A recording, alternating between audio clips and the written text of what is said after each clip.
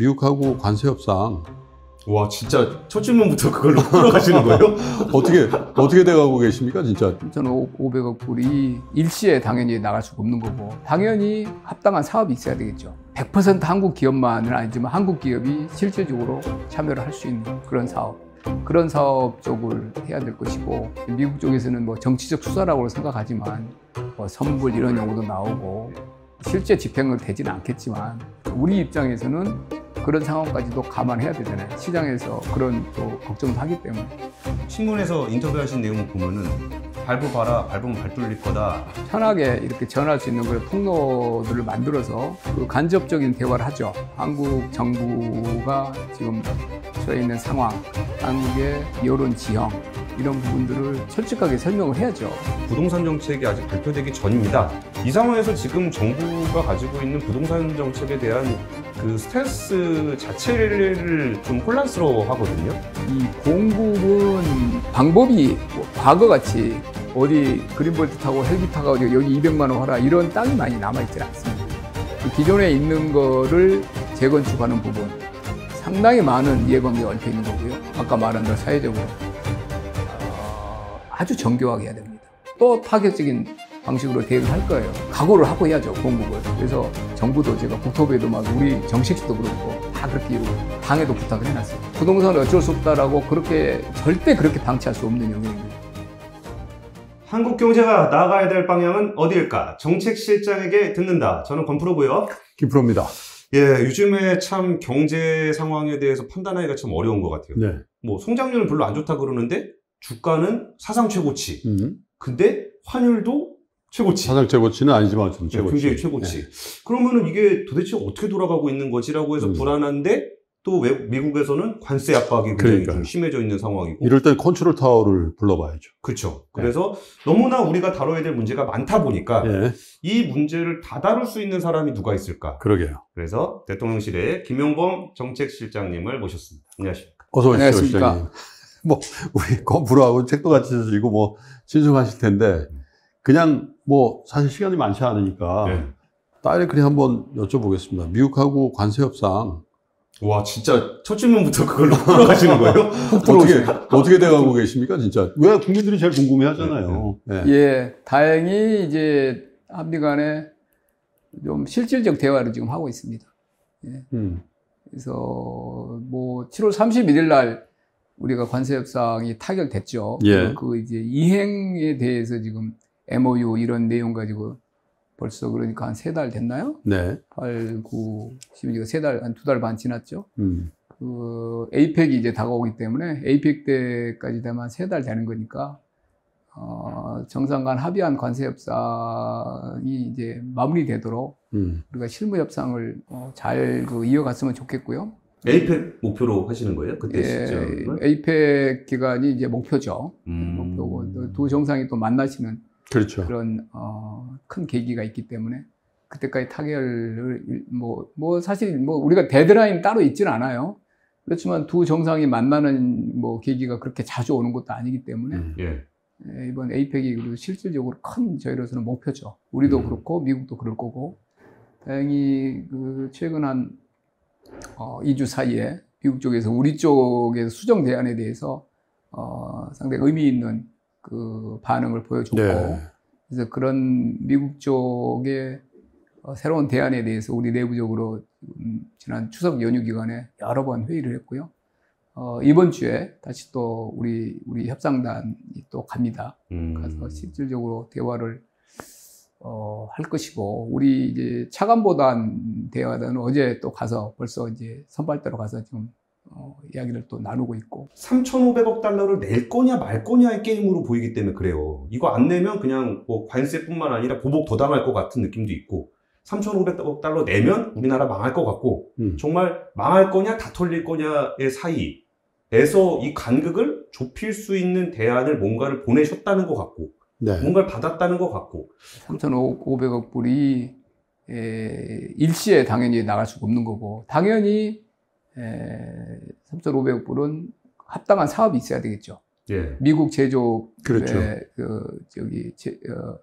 부흥에 필요한 사업 그리고 100% 한국 기업만은 아니지만 한국 기업이 실질적으로 참여를 할 수 있는 그런 사업, 그런 사업 쪽을 해야 될 것이고, 그리고 그 사업이 일거에 모든 사업이 한꺼번에 될 수가 없으니까 일거에 그 돈이 갈 수는 없겠죠. 그렇지만 미국 쪽에서는 뭐 정치적 수사라고 생각하지만 뭐 선불 이런 용어도 나오고 뭐 그렇게 실제 집행은 되지는 않겠지만, 그래서 일정 부분은 또 그게 뭐 한번 그냥 지나가는 언어가 아니고 뭐 반복적으로 그런 용어도 나오고 그랬으니까 우리 입장에서는 그런 상황까지도 감안해야 되잖아요. 시장에서 그런 또 걱정도 하기 때문에. 그래서 만약에 그런 상황이라 그러면 이런 외환 시장에 미치는 영향 이런 부분을 우리가 납득 가능하게 그렇게 이제 설명을 했고, 조건 같은 부분도 서로 양국 간에 서로 간에 우리 국민이나 이런 쪽에서 이해 가능한 그런 조건이어야 될 텐데, 그런 조건이어야 되면 어떤 내용이 반드시 들어가야 되는가. 그리고 이 패키지가 실제 집행되는 단계에 가면 특별법도 필요하고 국회 동의안도 가야 될 것이고, 그런 뭐 기술적인 부분에 필수적입니다. 그러려면 국회 법을 내고 동의안을 내려면 국회에서 또 심의할 때 국회에서 납득할 만한 내용이 돼야 될 거 아니에요? 그런 부분들을 우리가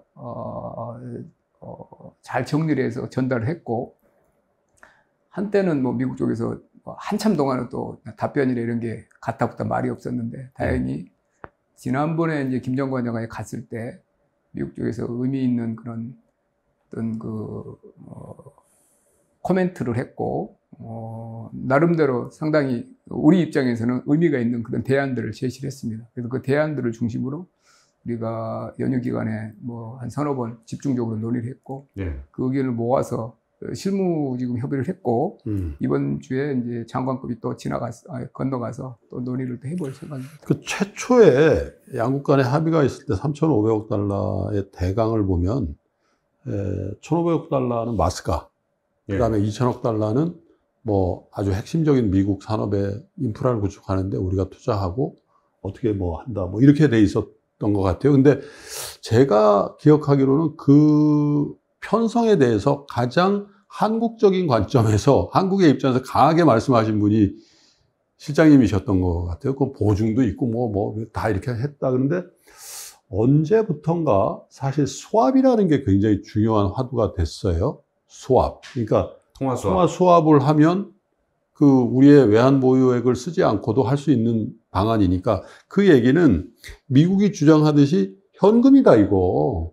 어디든 현금 갖고 와야 된다. 그러니까 수합 얘기가 더 강하게 나온 거 아니냐. 그래서 처음에 막 뭉뚱그려서 뭐 마스가 그리고 뭐 또 보증 막 이런 건 아닌 것 같고, 일정액의 캐시아웃이 분명히 큰 규모로 있다. 그래서 외환시장이 이렇게 힘든 거 아닌가라는 생각이 들거든요. 초기 3,500불 이제 타결이 됐고, 첫날 이제 브리핑을 할 때 제가 이야기를 했죠. 근데 그때는 우리가 이제 우리 앞에 한 1, 2주 전에 일본과 합의를 했잖아요. 그래서 일본과는 팩트시트가 나와 있었어요. 한 장짜리 팩트시트. 그다음에 아카자와 협상을 했던 아카자와의 브리핑도 있고. 그래서 우리는 일본이 타결 지은 것을 또 그 모델을 가져와서 우리나라에 또 미국이 또 적용을 한 것이고, 그래서 당연히 이제 일본 타결된 것을 가지고 우리가 협상에 임했기 때문에 그때 일본에서 좀 불분명한 부분을 우리는 많이 물어봤고, 그래서 그걸 우리 나름대로 그걸 상세히 좀 이해를 하고 적어놓으려고 노력을 했고요. 그 다음에 이제 제가 브리핑할 때, 그럼 우리는 그런 아까 말한 투자, 대출, 보증 이렇게 3,500불이 구성될 수 있다라는 걸 정도 뭐 다 서로 미국하고 이야기를 한 거고. 얘기를 하신 거예요? 당연히 했죠. 그 구성대에 그런 세 가지 요소가 들어간다는 거를. 그 안에 명시적으로 보증도 들어가죠. 대출도 들어가고. 그래서 뭐 그런 사항을 다 주고받은 거고. 그런데 그 비율을 얼마로 한다 이런 것까지 이제 그렇게 미국하고 합의한 건 아니죠. 그렇지만 상식적으로 생각할 때 3,500이라는 돈이 이제 들어가고 뭐 미국의 제조업 투자에 이제 들어가는 건데, 투자라 보면 통상적인 투자가 뭐 투자는 사업체를 만들 때 예, 어떤 뭐 출자를 해서 사업체를 하나 만들고, 그 다음에 그거 이제 그 자본금이 있고, 그 다음에 이제 대출을 하고 보증을 하고 이런 형식으로 이루어지잖아요. 예. 당연히 이제 우리는 통상적인 프로젝트도 그렇게 진행이 되고 있고, 그다음에 일본 또 협상 대표가 한 말이 또 거기에 상식에 부합하고, 우리 당연히 그렇게 기대를 한 거죠. 근데 그 비율에 대해서 각 항목별 얼마 그렇게까지 논의한 건 아니고, 왜? 예. 그 사업이 분야만 있는 거지, 어떤 사업을 어떻게 한다는 거에 대한 그렇게까지 논의한 건 아니었잖아요. 그렇죠. 그래서 제가 그렇게 일본 쪽의 이해를 이제 참고로 해서 그렇게 이제 말을 한 거, 예상을 한 거고요. 일부에서 저한테 뭐 희망혈혈을 돌렸다 이런 말도 하시던데, 네. 그때 당시로는 그게 합리적인, 기대였고. 예. 근데 미국에서 이제 MOU가 8월 초에 왔는데, 되게 이제 우리 입장에서는, 상당히, 우리가 예상한 것과는 다른 그런 형식으로 돼 있어서, 이제 하나하나를 우리가 이제 물어간 거죠. 이건 무슨 뜻이냐. 하고 좀 모호한 부분도 많고. 그래서 많은 논의가 있었는데, 그 논의를 해 가니까, 우리가 생각하는 에코티, 론, 개런티 이런 그 세 개 카테고리별로 설명이나 이런 것들이 그 항목별로 이렇게 세세하게 설명하는 그 분위기가 좀 아니에요. 협상이라는 것이. 그래서 제가 생각하는 게 이제 캐시플로우라고 유명한 말을 많이 계속 론, 개런티 이런 쪽에 막 되게 이제 그 구별하는 거에 대해서 뭐 부정적이군요. 약간 알레르기 반응을 보이면서 우리가 제일 미국이 세계에서 부유한 나라인데 왜 대출을 받느냐, 왜 보증을 받느냐, 뭐 이런 이야기를 하면서 이게 반드시 에코티다 이런 말을 하는 건 아닌데 그쪽 영어로 반복적으로 하는 캐시플로우 이야기를 많이 캐시플로우다. 네. 캐시플로우. 그런 뭐 제가 협상 과정이라 자세히 말씀드리지만 영어가 좀 여기 좀 분명하게 돼야 될 것 같다라는 생각을 우리가 계속 하면서 우리로서는 가장 그 우리한테 부담되는 상황까지 가정하고 보면은 캐시플로우라고 보면 이게 우리에게 일거에 꽤 큰 부담이 될 수 있다는 생각을 한 거죠. 예. 그 하나하나 우리가 다 이렇게 적시해서 아주 자세히 규정하는 거에 대해서 미국이 그렇게 뭐 아주 성실하게 이렇게 앉아가지고 하나하나 협상할 수 있는 분위기가 아니기 때문에 그래서 그렇다고 그러면 우리 외환시장에 미치는 충격이 있겠다라는 생각을 한 거고 그런 부분을 정리해 본 거죠. 뭐 그럼 상당한 거니까.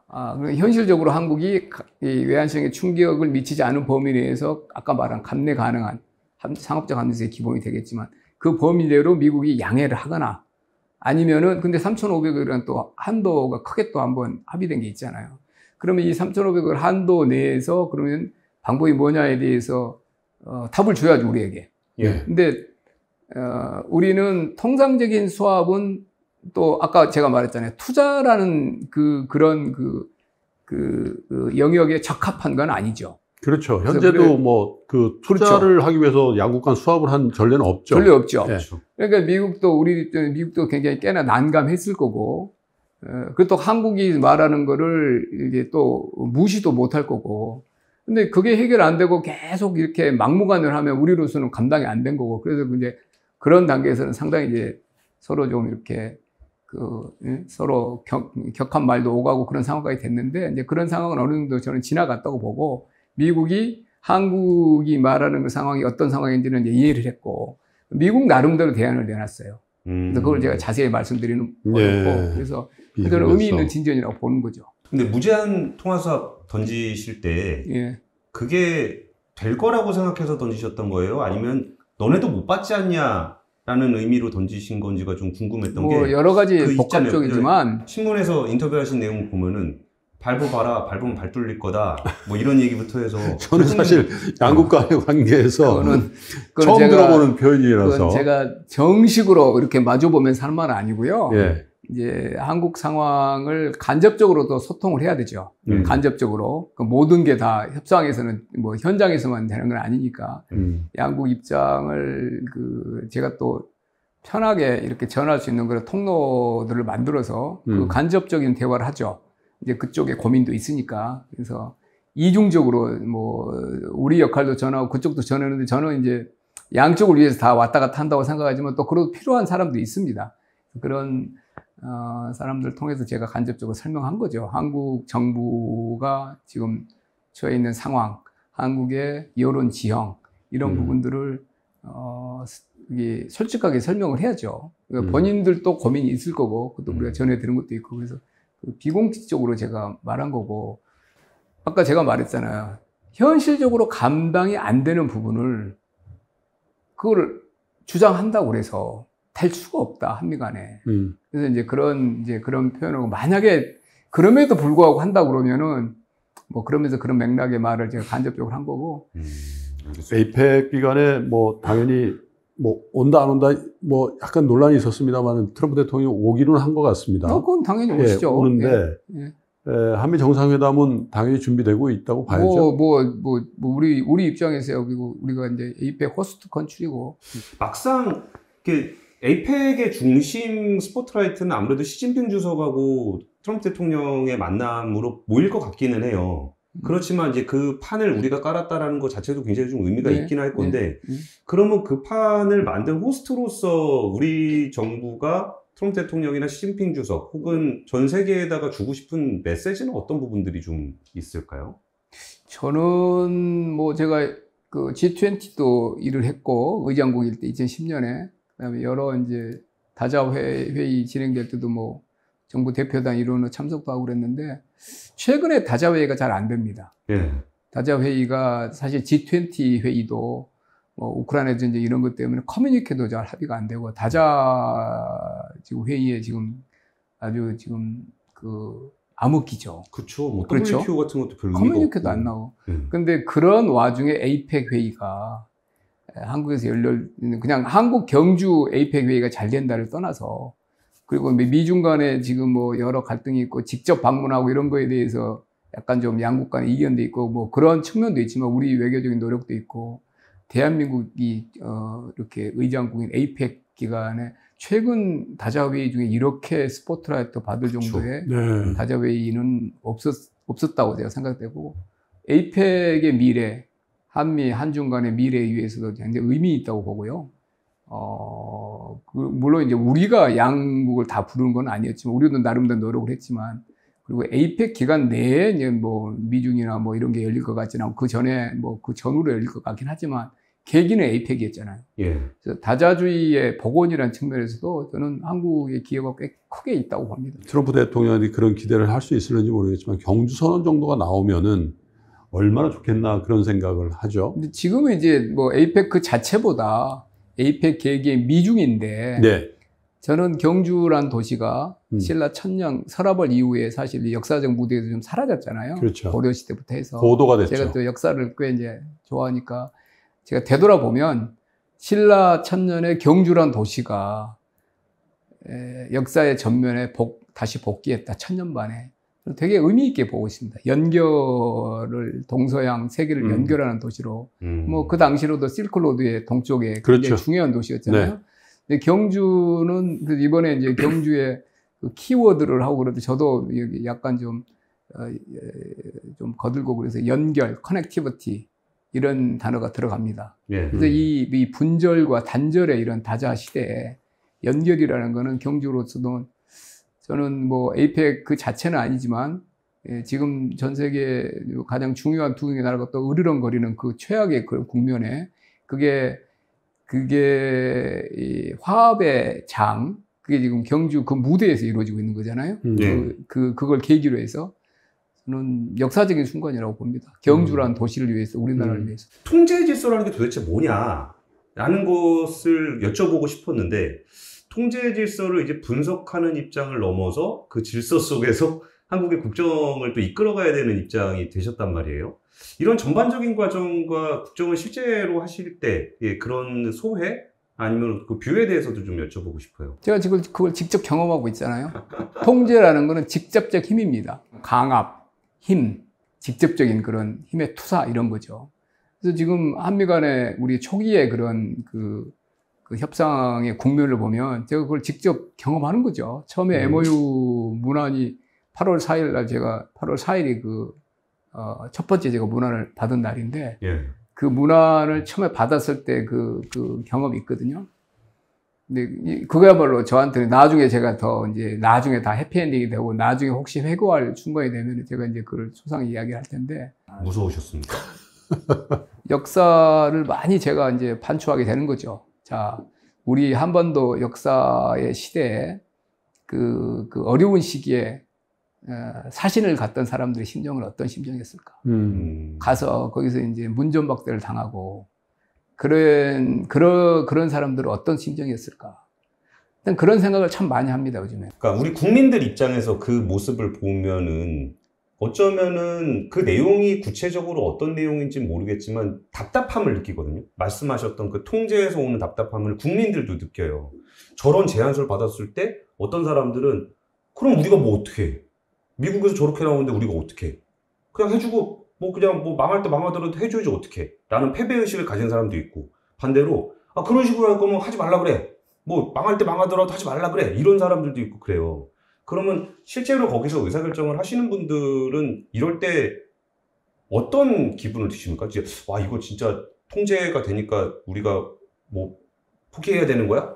아니면은 여기서 한번 개겨봐야 되는 거야? 뭐 이런 부분들은 좀 어떤 태도들을 보이세요? 우리 국민들이 되게 이해도가 높으시잖아요. 그래서 이제 우리 여론조사나 아니면 언론 지형이나 뭐 사설이나 이런 쪽에 보시면 이해도가 되게 높고 되게 힘이 되죠.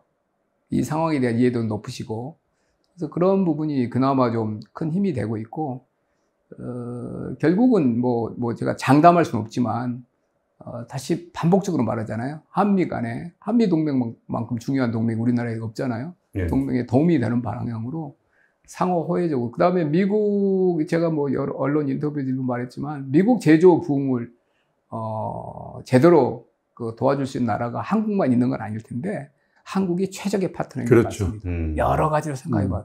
그럼 우리가 이제 미국 얘기 중심으로 좀 얘기를 해봤는데, 사실 중국이라는 나라도 우리하고 지금도 여전히 교역을 많이 하고 있는 나라고, 사실 기업들은 사실 중국이랑 교역하는 얘기들을 요새 잘 못해요. 여전히 비즈니스 관계가 많이 있음에도 불구하고 중요한 나라죠. 국민 정서가 중국에 대해서 굉장히 배타적이고, 그리고 이제 거기서 예전에 그냥 우리가 중간재를 납품하던 관계가 아니라 경쟁 관계가 돼 있는 것도 있고, 그러니까 비즈니스적으로도 거리가 점점 멀어지고 있고, 국민 정서적으로도 멀어지고 있고, 그럼에도 불구하고 우리가 여기를 뭐 배타적으로 그냥 뭐 안 보고 지내야 되겠다 그럴 수도 없는 상황일 때, 또 미국은 또 미국대로 중국에 대해서 견제를 하고 있고, 우리하고는 더 가까웠기를 선택을 강요하고 있고, 이 상황에서 지금 이재명 정부는 중국에 대해서는 좀 어떤 스탠스를 가지고 있어요? 사실은 윤석열 정부에서 거의 뭐라고 해요? 클로징 돼 있는 그렇죠. 관계였지 않습니까? 정부 차원에서도.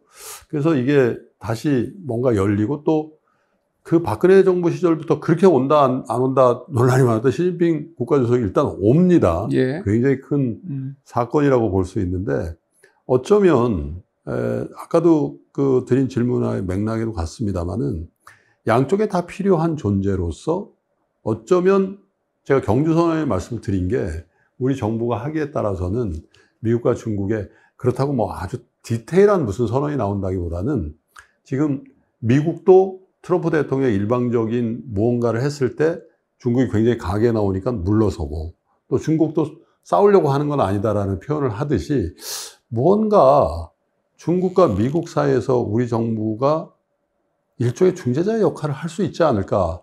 물론 지금 우리가 당한 현실을 보면 그게 너무 큰 꿈일 수도 있겠습니다만, 그런데 하기에 따라서는 할 수 있는 역할이 있을 거란 기대를 합니다.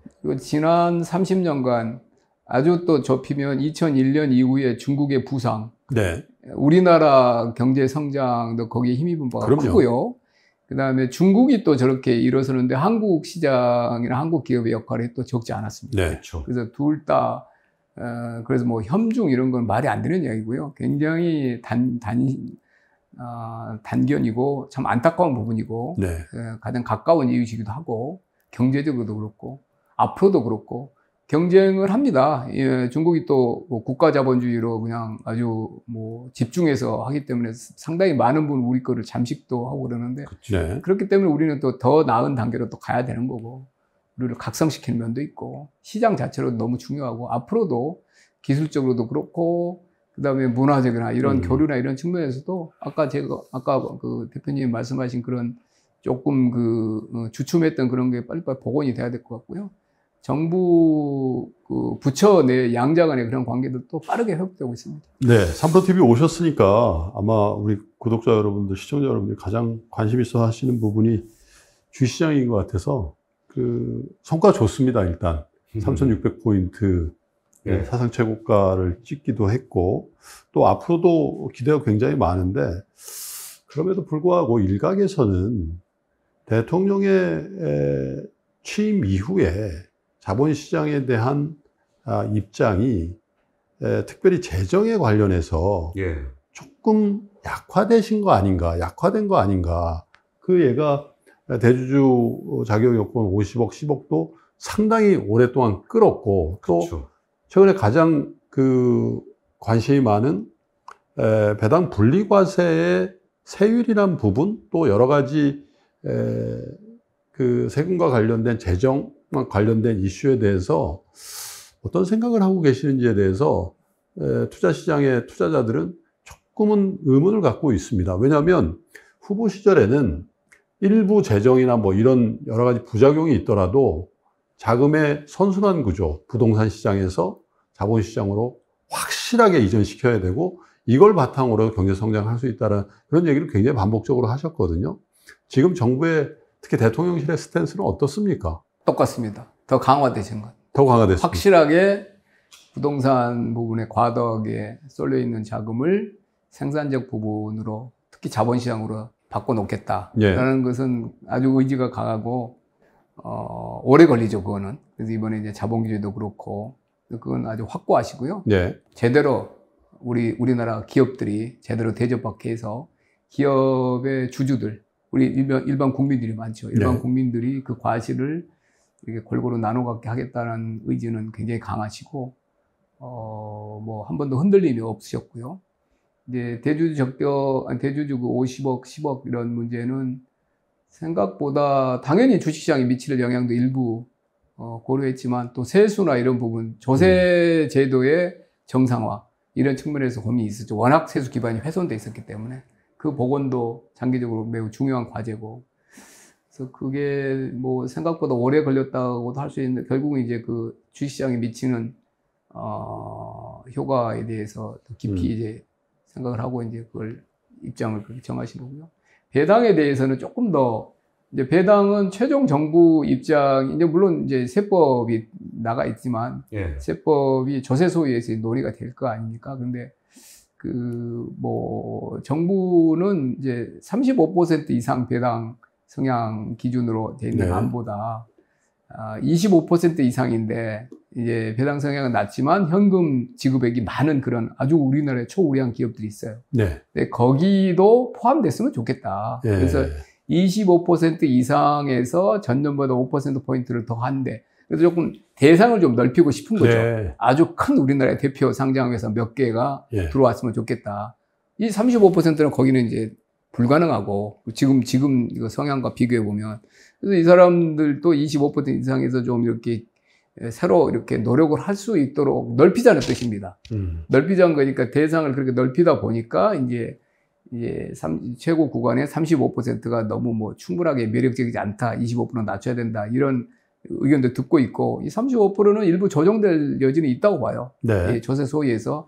지금 현재 정부안이죠. 정부안이죠. 근데 정부가 이 35% 할 때는 이게 대상이 지금 일부 의원안들은 35% 이상으로 굉장히 간결하게 돼 있고 이걸 뭐 14% 이렇게 돼 있잖아요. 정부안보다 최고 이쪽이 이제 35, 25 차이가 있는 거고. 근데 대상이 정부는 35%보다는 25%에서 노력을 하는데 거기도 대상이 되도록 하자는 그런 안이거든요. 그러니까 배당 성향 기준으로 배당 성향 기준으로 적용 대상을 넓히고자 하는 거죠. 그러니까 정부는 근데 이제 기대하시는 분들은 35% 이상 하는데 이게 최고를 한 25% 정도 매력적으로 해야 배당을 할 거 아니냐라는 그 말씀도 충분히 일리가 있고요.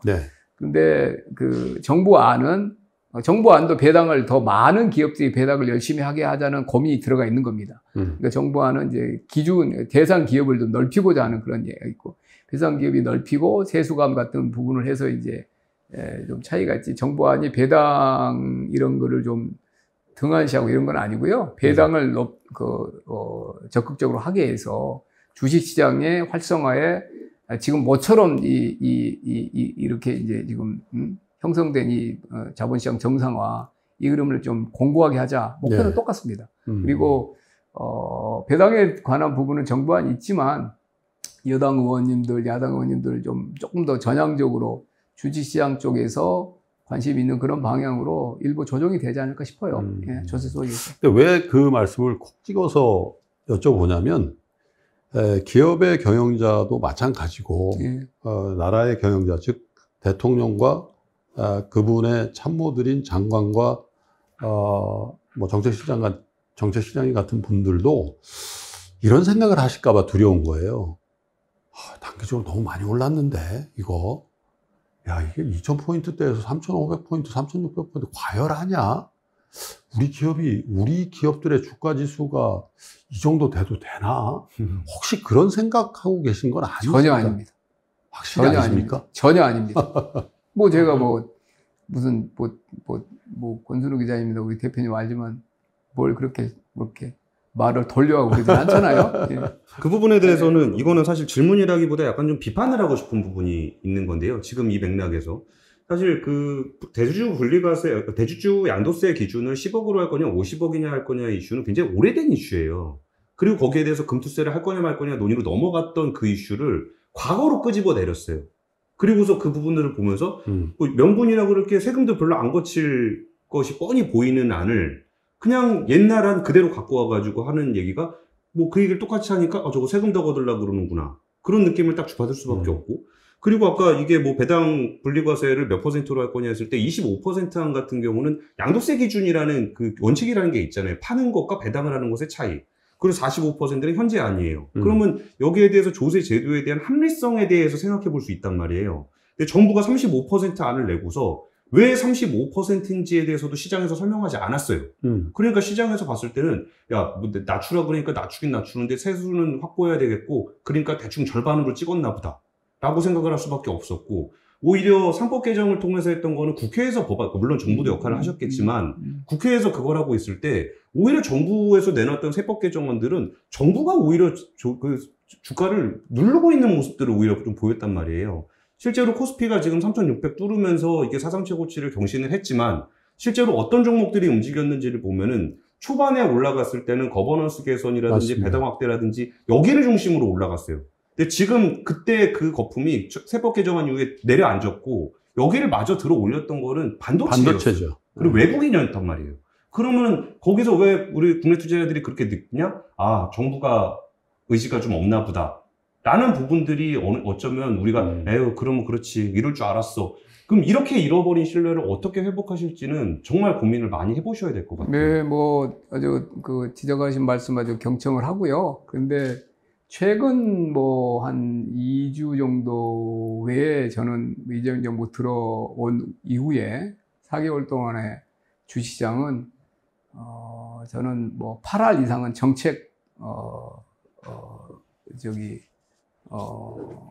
어떤 뭐랄까요 정책에 힘입은 바가 크다고 봅니다. 뭐 그다음 이제 그래프를 지난 6월 6일 이후부터 그려보시면 그 계기들이 몇 가지 있잖아요.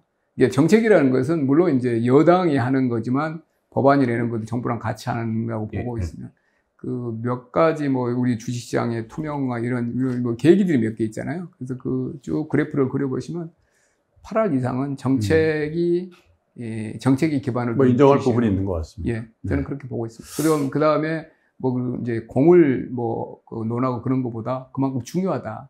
모처럼 우리 형성된 이런 좋은 그 기대니까 정말 코리아 프리미엄 시대로 좀 갔으면 좋겠습니다. 꼭 그렇게 좀 됐으면 좋겠습니다. 그래서 사실 후보 시절에 저희 3프로와의 인터뷰 때 제가 이렇게 질문 드렸거든요.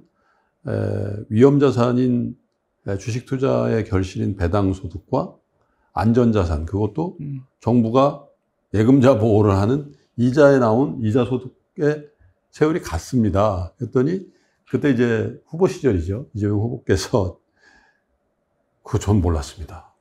이것도 고려해봐야 되겠네요. 이렇게 하셨는데. 되게 인상적으로 봤습니다. 그 프로그램. 네. 그래서 저는 꼭 배당과 이자의 세율 차이를 얼마로 하자 이런 거를 지금 논의하자는 말씀은 아니고 이거는 이재명 정부의 자본시장에 대한 시각이 얼마나 이 파지티브한 아주 상징적으로 나타내는 거거든요. 이건 그렇죠. 굉장한 거기 때문에 예, 사실은. 그래서 적어도 우리 정책시장님께서 말씀하셨지만 전혀 후퇴함이 없다. 예. 물론 재정도 걱정해야 되고 여러 가지도 걱정해야 되고 또 버블도 만들면 안 되는 거니까요. 그죠? 견조한 상승세가 필요한 거죠. 그러나 우리가 좀 이따 다룰 이 부동산 문제만 하더라도 얼마나 많은 비용을 국가적으로 치르고 있습니까? 그거를 해결할 수 있고 우리 경제, 우리 기업이 정말 선순환 구조로 갈 수 있는 건 자본시장의 혁신이다. 그리고 혁신하려면 우리 기업들의 주가가 아주 튼실해져야 된다라는 그런 전제 조건이 있으니까 설명을 잘 해야 된다는 부분은 아주 뼈아프게 받아들이고요. 예, 그 부분에 대해 더 유념하겠습니다. 네. 저 부동산 가기 전에 네. 오히려 자본시장이라는 거는 시장의 구조라는 것도 굉장히 중요하지만 결국 기업의 펀더멘탈이 뒷받침이 안 되면은 더 갈 수가 없잖아요. 그러면은 기업의 펀더멘탈을 뒷받침해 줄 수 있는 정책이라는 건 산업정책이 그렇죠. 될 거고 정책시장님 발표 중에 제가 제일 흥미롭게 들었던 발표는 예전에 샘알트만 왔을 때 그 발표 다음날 그 무거운 삼성전자와 하이닉스가 두 자릿수 상승을 했단 말이에요. 그때 어떤 얘기들을 제일 중요한 포인트였다라고 좀 생각하세요? 우리는 그 이재명 정부 들어와서 첫 번째 대통령 그 산업 현장이 그 AWS의 울산 데이터 센터 SK하고 한 거 거기였습니다. 그게 이제 산업 쪽의 첫 번째 행보셨고 지방의 첫 번째 행보셨고. 근데 되게 이제 우리가 적극적으로 이제 우리 정책실이 이제 그 의미가 있는 행보라고 해서 했고요. 그래서 그 계기 때문에 제가 이제 반도체나 이런 AI나 이런 쪽에 대해서 더 대통령께서 이렇게 정책 우선순위 눈여겨보게 된 거고, 그때 이제 오픈 AI가 한국에 조금씩 이제 관심이 있다는 그런 이야기를 듣고, SK나 이런 쪽에 적극적으로 오픈 AI나 아마존이나 구글이나 엔비디아나 이런 글로벌, 현재 지금 그야말로 글로벌 혁신에 이끌고 있는 초우량 기업들이 한국에 한국에 발을 들여놔야 된다. 이런 생각을 해서 오픈 AI를 꼭 한국에 오픈 AI를 신설하고 한국에서 또 활동 범위가 더 구체적으로 넓어졌으면 좋겠다는 기대를 했고요. 그래서 많은 노력을 했습니다. 저희가 물밑에서 오픈 AI를 한국에 이렇게 착근시키는데. 네. 그래서 그리고 그게 이제 또 지방에 갔으면 좋겠다. 이런 기대도 했고. 그래서 사실은 아주 적극적으로 정책실이 노력을 했고, 대통령도 관심을 가졌고, 제 자신이 오픈 AI 제이슨 콘하고 직접 소통하면서, 뭐, 워스앱 가지고 이렇게 마지막에 이렇게 직접 제가, 나한테 보내도 된다. 와이비라고 불러라. 그러면서 다 해주고 그래서. 소위 말해서 이제 편한 말을 끌고 왔습니다. 끌고 왔는데, 네. 그 중간에 사실은 이제 LOI 이야기를 우리가 들은 거예요. 마지막 때. 너무 숫자가 크고, 긴가민가도 되고. 그거 여쭤보려고 그래서 제가 짧게 내용을 좀 브리핑을 드릴게요.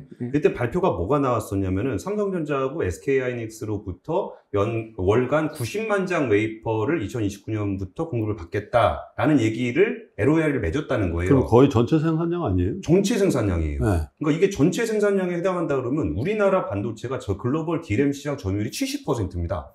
그 엄청난 전 세계에서 제일 큰 캐파를 가지고 있는 우리나라 반도체 회사들이 공장을 지금 있는 것만큼 지어야 되는 정도 수준이거든요. 그럼 장비 업체 뭐 얼마나?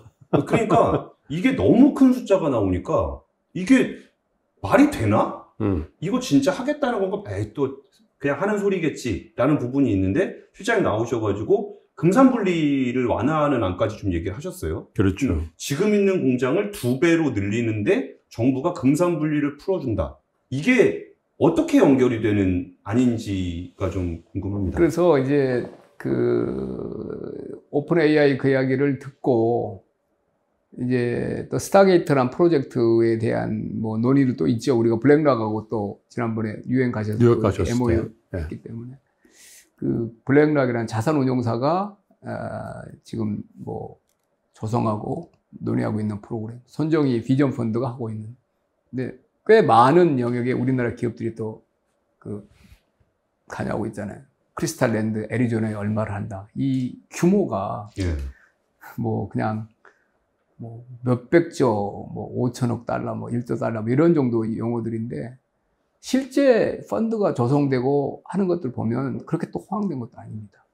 그래서 그 처음에 그 LOI가 나왔을 때 과연 이게 현실적인 숫자냐?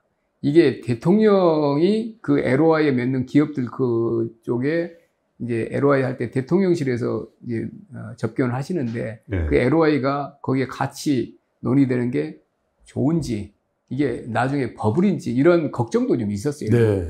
그런데 이제 저는 뭐 기업들 의견도 듣고 나름 의미가 있고 오픈 AI가 데이터 센터 만드는 거는 실체가 있는 거고 그래서 그렇게 하고 나서 이제 LOI를 직접 과기부가 이렇게 이제 오픈 AI 데이터 센터에 대해서 하고 이 LOI나 이런 내용들을 이제 삼성이나 SK 쪽에서 듣고 그랬을 때 그 다음에 이제 그것과 연관된 엔비디아가 오픈 AI 얼마를 지분 투자를 하고 서로 수합을 하고 뭐 이런 이야기들이 계속 나오고 있잖아요. 매주 이제 새로운 이야기들이 나오는데 일어나고 있는 현상들이 우리가 그냥 생각보다 훨씬 더 동적으로 일어나고 있잖아요. 그래서 그리고 그들이 지금 이 세계를 끌고 가고 있어요. 그래서 스타게이트 그 프로젝트가 29년에 이제 자기들은 가장 피크 때 이야기입니다. 90만 장을 확약은 아니고 LOI니까.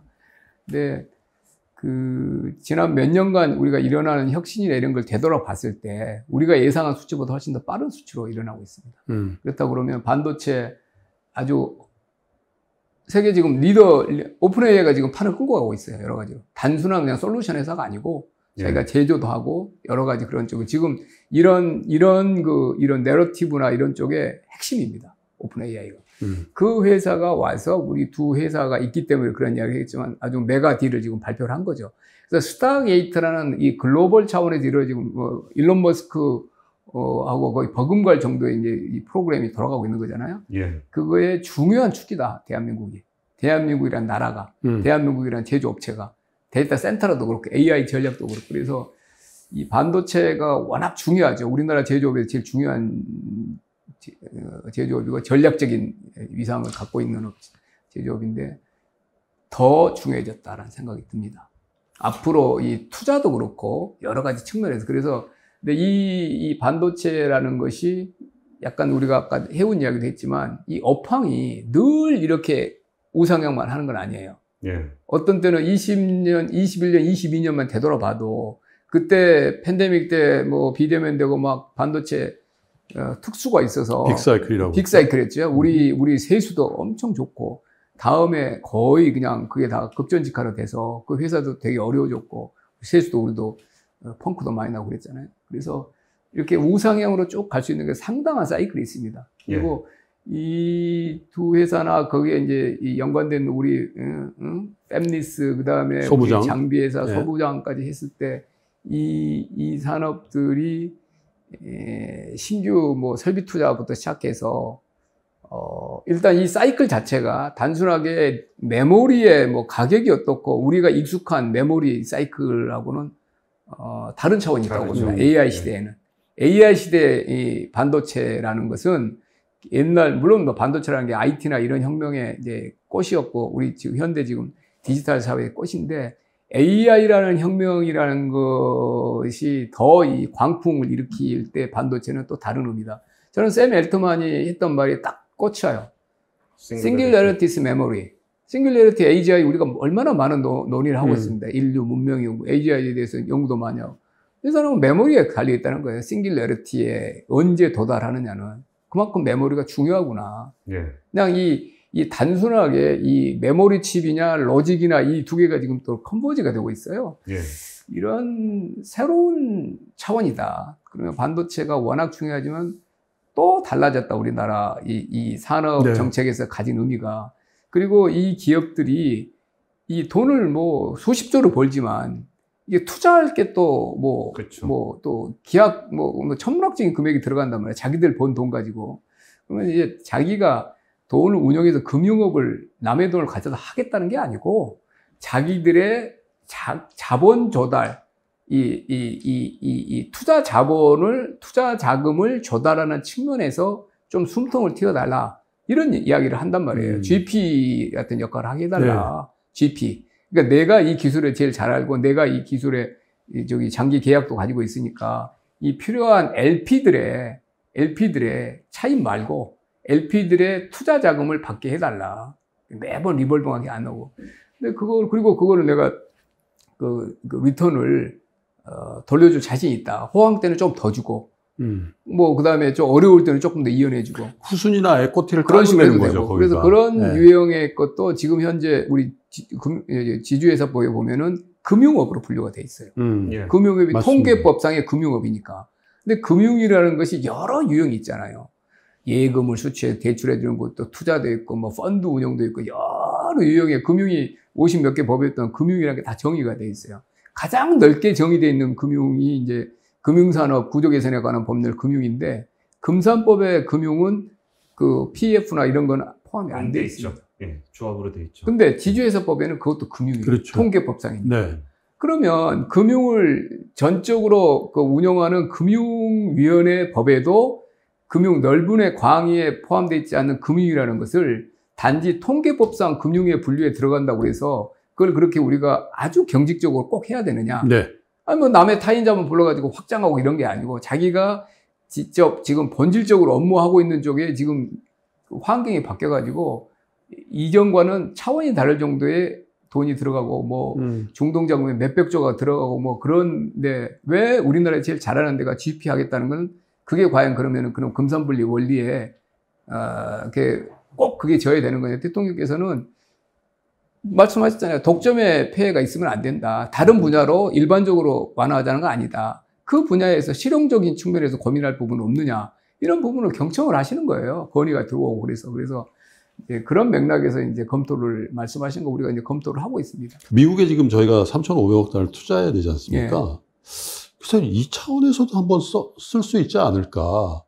예를 들면 미국의 반도체 산업을 부흥시키는데 삼성전자, 하이닉스의 여기 분명히 있죠. 예. 근데 그게 우리 정부의 돈이라던가 하이닉스의 돈, 그러니까 이 돈에도 내셔널리티가 있을 거라고요. 그러니까 우리 정부에서 보증하고 뭐 대출하고 에코리를 넣고 그런 게 아니라 삼성전자나 저 하이닉스가 반도체 산업에서 제일 잘 알거든요. 예. 지금 실장님 말씀대로. 예. 그러면 이 사람들이 에코티를 깔아주고 글로벌 자금들을 유치해서 들어가도 미국엔 투자되는 거 아닙니까? 그건 뭐 이제 3,500불 차원이고 예. 사실 뭐 그것도 이제 저희가 한번 뭐 그럴 부분이 있는지를 경청해 보겠습니다. 그런데 우리는 이제 우리 내에서 이제 투자하는 건데 투자를 할 때 국민 성장 펀드를 또 150조 설계를 해놨잖아요.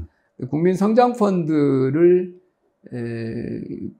굉장히 큰 규모로 지금 설계를 해놨는데 이런 전략적으로 아주 꼭 필요한 그런 산업에 지금 뭐 아까 말한 투자가 이런 게 중국 같은 경우는 국가 자본주의이기 때문에 국가가 다 그걸 그렇죠. 주도가 돼서 경계가 없단 말이에요. 예. 미국이 또 무슨 법을 뭐 IRA 칩스 법하고 또 예전과는 차원이 다른 그런 혜택을 주고 있고 이런 지금 시대이기 때문에 우리나라도 어떤 어떤 투자 어떤 도구나 아니면 뭐 제도나 이런 것들이 좀 재검토가 돼야 된다는 지금 시대적 환경이 있다는 말씀을 드리고 국민성장펀드 운영과 좀 연계해서 검토를 해볼 측면이 있다고 보는 거죠. 국민성장펀드가 들어간.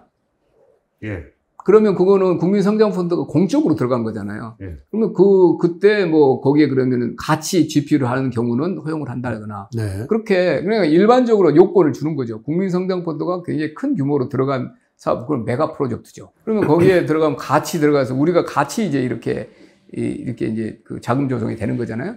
그런 경우를 할지 아니면 지방으로 이제 갈 텐데, 팹이나 이런 것들이 더 짓는다 그러면 수도권은 이제 더 이상 안 된단 말이에요. 그러면 전력망, 이게 AI 시대에는 또 얼마나 중요합니까? 예. 그리드 같은 것도 그렇고. 그렇죠. 이것도 AI 반도체하고 그게 안 되면 안 되니까. 그런 투자도 AI 반도체 그 자체만큼이나 중요하단 말이에요. 그런 것과 연계해서, 사실 저는 통상적인 그런 접근으로는 해결하기 어려운 시대라고 봅니다. 저는 실장님 말에 동의하는 게 지금 국가 자본주의 말씀도 하셨고 미국도 이거 아주 특수한 상황에 맞춰서 재정을 쓰잖아요. 근데 재정을 파격적으로 쓰죠. 왜냐면 지금 반도체를 빅사이클로 보지 않습니다. 저는 이거를 뉴에라로 보는 거예요. 그렇죠. 이거는 전방 산업의 어떤 성장이 크게 와서 예를 들면 PC다, 노트북이다, 뭐 휴대전화다 이런 데 들어가는 그 수요가 굉장히 크게 일어나는 걸 빅사이클이라고 하거든요. 지금 수요가 전혀 다른 수요들이 들어오고 맞습니다. 그래서 이거 새로운 기원이다. 새로운 시대가 열리는 거기 때문에 정부의 이 산업정책, 특히 반도체 산업에 대한 정책도 새로운 기원, 새로운 시작점에서 생각해 볼 여지가 있다. 왜냐하면 그것도 초강도 두 군데서 우리를 따라잡기 위해서 혹은 견제하기 위해서라도 이렇게 하고 있는 국면이기 때문에 발상의 전환을 해야 된다고 봐요. 저는 이게 계속 놀라는 부분이 뭐였냐면은 이 90만 장 얘기가 처음 나왔을 때 주가가 단기적으로 오르긴 했지만 이게 호재 정도로 받아들였어요. 이게 그래도 뭐 저 계획이 그렇다는 거지 그게 실제로 되겠어? 라는 게 있는 건데 여기서 정부가 정책적으로 이게 뭐 LP든 GP든 금융업이지 아닌지는 모르겠지만 그걸 허용한 다음에 직접 정부가 참여를 한다라는 얘기는 진짜 메모리 회사들이 더블 캐파로 갈 수 있는 신뢰도를 시장에서 굉장히 높여줄 수도 있거든요. 아니 미국은 지금 인텔이나 이런 데는 뭐 국가가 본인들이 얼마를 하고 뭐 지분을 일부 취득하는 게 뭐 제 나름대로 고민이 있겠지만 전통적인 접근이 아니잖아요 지금. 자기들의 사활을 거는 그런 반도체나 그런 산업에 대해서는 막무가내로 지원을 하고 있어요. 그러면 우리가 그러면은 그다음에 우리 이제 앞선 몇십 년 전에 우리나라 이제 기업가들이나 우리 뭐 기능을 하시는 분들 이런 사람들이 해서 이런 생태계에 우리가 한 축을 그나마 이제 지키고 있는데 이게 당연하다고 보면 안 됩니다. 저는. 지켜야 되고 앞으로도 이 합종 연영이하고 이런 새로운 다음 달이면 또 다른 이야기가 나올 거고 다음 달은 계속 새로운 이야기가 나와요. 다행히 이런 논의에서 그게 너무나 커서 어떤 버블이 우려된다는 그런 일각의 그런 것도 우리가 좀 유념을 해야 되겠지만 저는 이 트렌드에서 계속 우리가 한 부분으로 들어가야 된다고. 물론 이제 결과의 과실, 성공의 과실에 대해서 어떻게 배분할 것인가에 대한 부분은 훨씬 더 디테일하게. 그래서 성장펀드 이야기를 하는 거죠. 국민 성장펀드니까 이게 그 안에 우리 기업이나 일반 국민들도 참여를 해서 과실을 공유할 수 있는 시스템을 설계를 해야죠, 우리가. 성장펀드의 일정, 국민성장펀드는 공적인 부분에서 설계가 된 거니까. 네. 알겠습니다.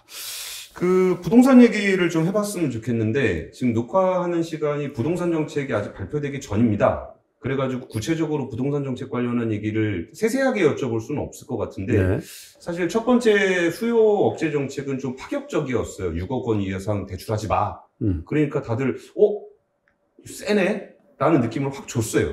그 다음에 공급책은 꽤 크다라고 생각은 들었지만, 설마 그렇게까지 공급되겠어? 라고 하면서 약간은 좀 쉬쉬하는 느낌이 있다가 다시 부동산 시장이 반등하는 모습을 좀 보였거든요.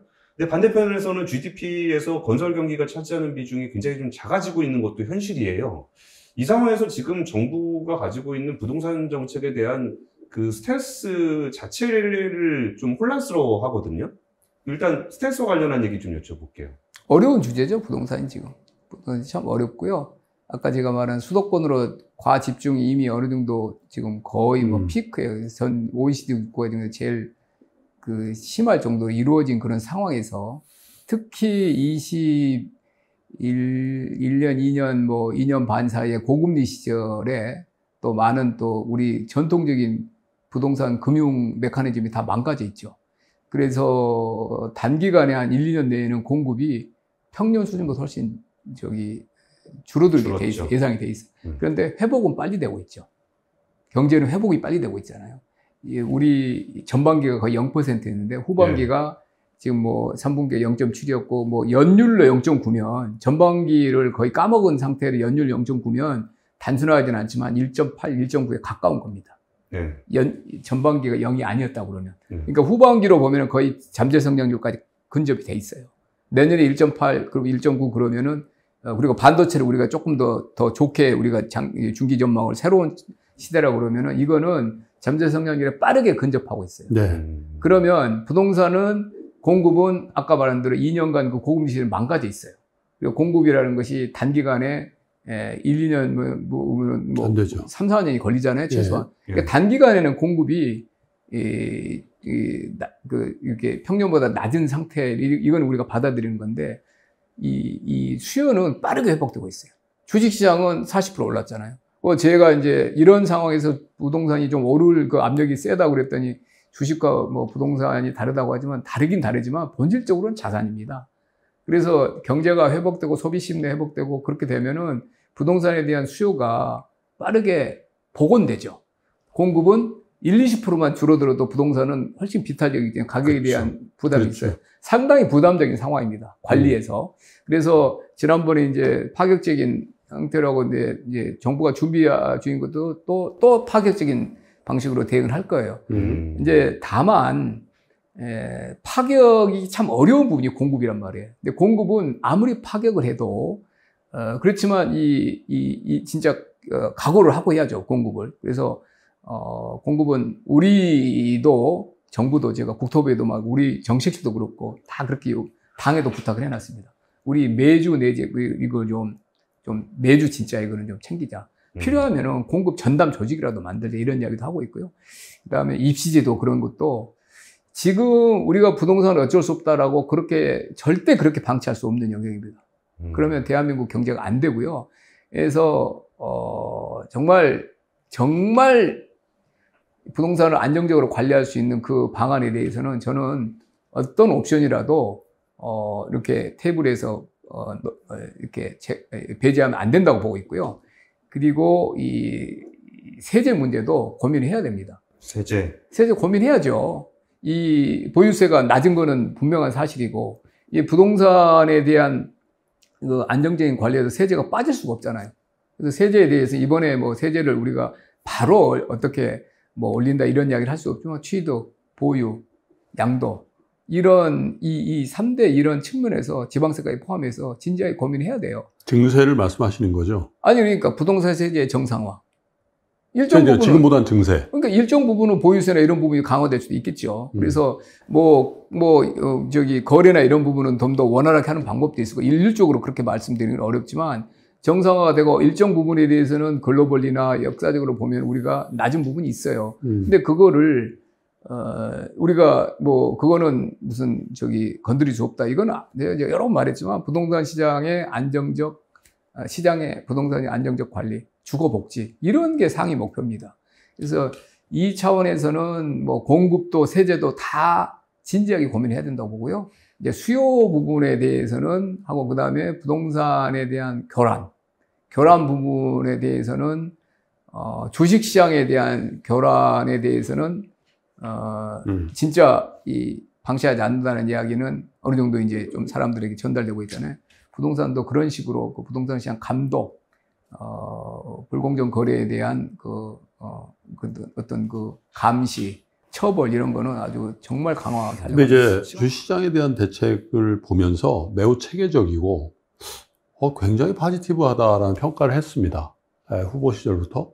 그게 상법 개정도 포함되어 있고 세제에 대한 여러 가지 적극적인 거, 그리고 기업 가버넌스에 대한 여러 가지.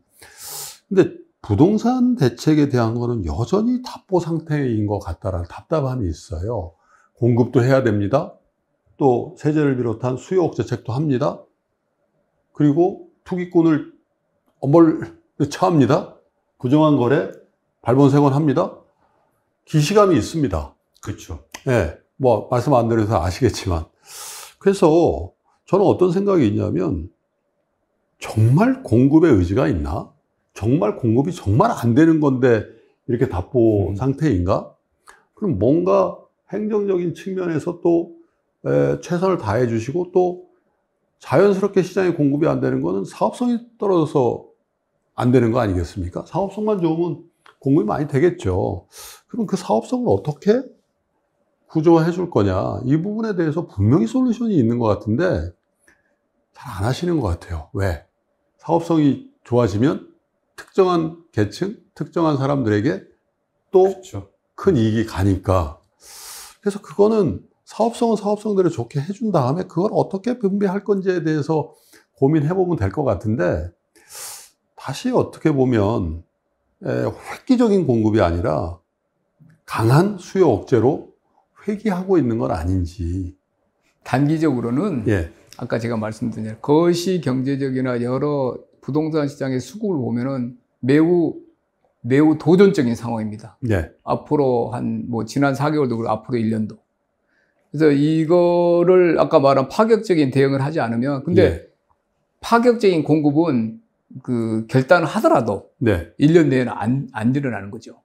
노력은 해야 되겠지만 그런 상황에서는 우리 적정하게 이거는 뭐 수요나 이런 쪽은 좀 파격적인 대책이 지난 6.27도 그랬고 이번에도 그렇게 대책을 할 거고요. 근데 이게 그다음에 이제 뭐 훨씬 더 파격적인 거는 공급이 있을 거고 세제나 이런 부분이 있을 수 있는데 이런 부분 둘 다 어려워요. 단기간에 결론 내기 어렵고 이 공급은 뭐 방법이 뭐 과거같이 어디 그린볼트 타고 헬기 타고 여기 200만 원 하라 이런 땅이 많이 남아있지 않습니다.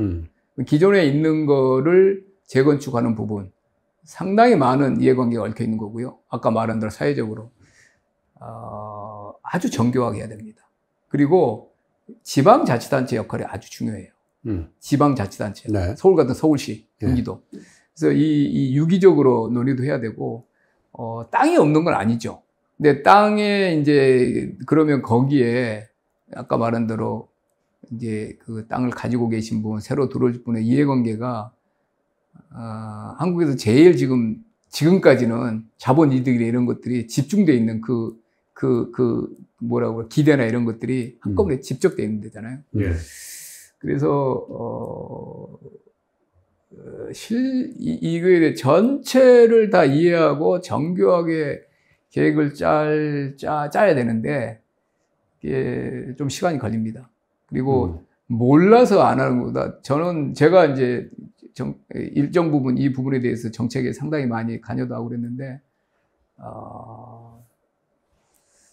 안 하는 게 아니라 못하는 측면이 있는 거죠. 못하고 있습니다. 네. 예. 그래서 의지의 문제는 아니고 네. 매우 전문가들 많이 근데 전문가들이라 하더라도 아쉽게도 어떤 부분에 대해서는 본인의 좀 그런 단기적인 그런 것도 있고 그래서 그거를 공익 관점에서 전체를 이해하고 이 남마같이 얽힌 이해관계나 이런 것들한테 이해하면서 너끈하게 안을 만들어내기는 생각만큼 쉬운 건 아닙니다.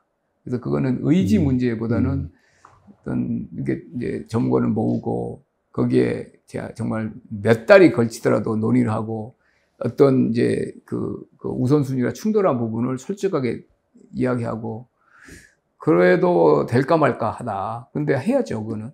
하긴 해야죠. 예. 뭐 마지막 질문에 어떻게든 시간이 없어도 저는 이 질문을 꼭 드리고 싶고 이 질문이 이게 장기적인 질문이 될 수 있어서 관심을 못 받을 수도 있겠지만 그럼에도 불구하고 정책시장님 입으로 또 이 방송에다가 박제를 해놓고 싶습니다. 뭐냐면 뭔데? NDC.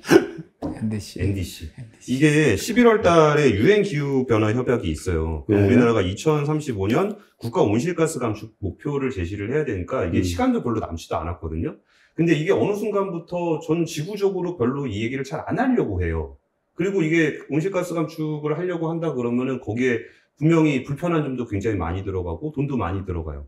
그리고 전기요금도 올리긴 올려야 되는데 이미 산업용에서는 비싸다고 뭐 그런 얘기도 나오고 있고.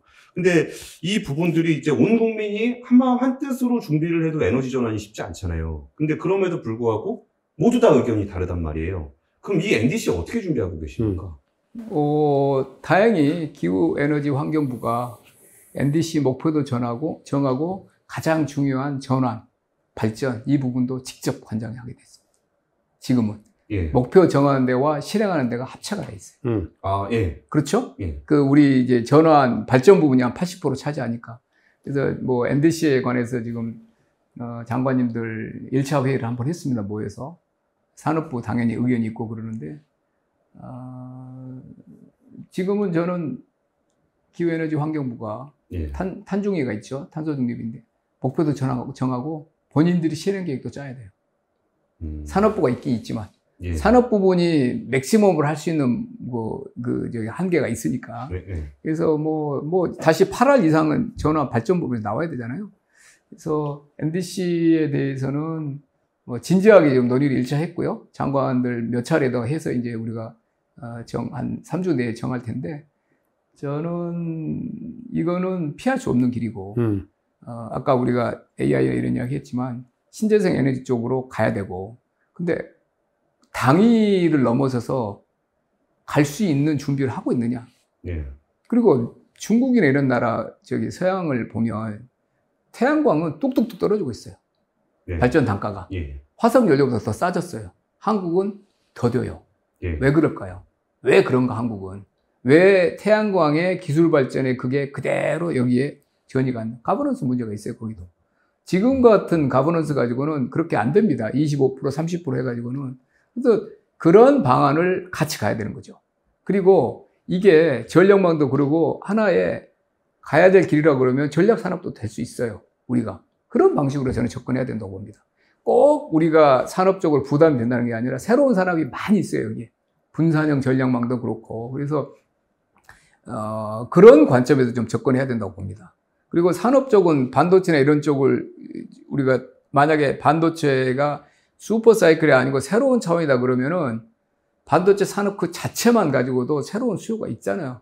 이게 그렇죠. 안 줄어들잖아요. 예. 예. 전력을 우리가 거기다 맞춰줘야 되기 때문에 매우 도전적입니다. 그리고 뭐 철강이랄지 시멘트랄지 저절로 뭐 이렇게 줄어드는 영역도 있지만 산업은 이래저래 봐도 그 전체 숫자를 그렇게 많이 기하기 어려워요. 자연적인 성장을 위해서도. 그렇다면 발전 분야에서 이제 우리가 아주 생각의 전환을 해야죠. 한전은 그러면 달라져야 될 거고, 그다음에 그리드망도 바뀌어야 될 거고, 우리가 그런 준비를 하고 있느냐. 그리고 그런 아까 말한 대로 신재생 에너지로 뭐 풍력은 그러면 준비가 돼 있느냐. 탄소는 아니 그 태양광은 보급된다 그러면 보급되는 게 왜 기형적인 이런 인허가나 이런 것 때문에 이렇게 전기 요금으로 이게 전기 요금 낮춘 거로 전환이 안 되느냐. 돼야 이게 되는 거죠. 그래서 그런 부분에 대한 해법은 기후환경 에너지부가 내야 됩니다. 그래서 같이 좀 논의를 하자고 했어요. 그런 부분까지. 아쉽네요. 그러니까. 사실 이 이슈 말고도 사실 민생경제라든지 재정 문제라든지 실장님하고 논의할 주제가 엄청 많은데. 엄청 많죠. 네. 저희 순서도 그렇고, 뭐, 실장님 스케줄도 그러시니까, 뭐, 협상을 잘 마무리 하신 다음에요. 한 번 더 오시면 좋겠습니다. 경주 이후에. 해피엔딩이 되면. 그러니까 해피엔딩. 해피엔딩 돼야죠. 이거 진짜 구분이 걸린 문제라. 그러니까. 해피엔딩 말고는 너무 상상할 그래. 수가 없어요. 너무 부담을 주지 맙시다. 한미 뭐, 양쪽을 위해서 그렇죠. 다. 네, 우리나라만 그런 건 네, 아니고. 네. 알겠습니다. 좀 많은 이슈를 다뤄보긴 했는데 그럼에도 항상 아쉬움은 남습니다. 그만큼 다양한 일에 대한 책임을 지고 계신 분이라고 할 수 있을 것 같은데요. 대한민국 경제에 나아갈 방향에 대해서 정책실장에게 듣는다. 그래서 정책실장님을 모시고 얘기를 나눠봤습니다. 대통령실의 김영범 정책실장님과 함께했습니다. 감사합니다. 감사합니다. 감사합니다.